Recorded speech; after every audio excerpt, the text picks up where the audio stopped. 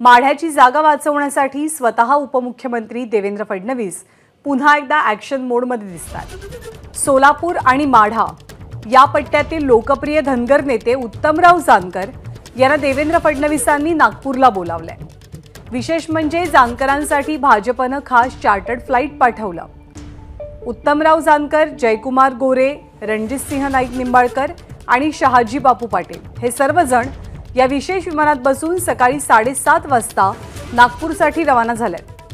उत्तम जानकर हे धैर्यशील मोहितेंना पाठिंबा देण्याच्या विचारात होते, तयारीत होते।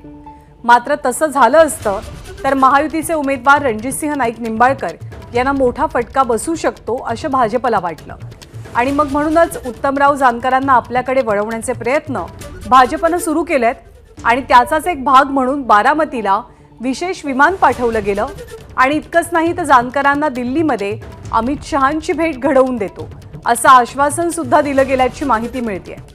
पण जानकरांनी अद्याप कोणताही ठोस निर्णय जाहीर केलेला नाही।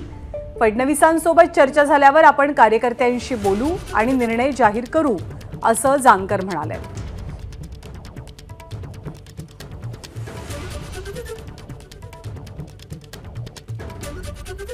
सोलापूर लोकसभेची तयारी भारतीय जनता पार्टीने मला करायला सांगितलेली होती। आमचे हजारो लोक सोलापूर मतदारसंघाचा सगळा आढावा घेत होते, भेटीगाठी घेत होते आणि तिकीट मिळणार हे निश्चित असताना अचानक तिकीट रद्द झालं आणि त्यामुळं सगळा जिल्ह्यावरती सन्नाटा पसरलेला आहे।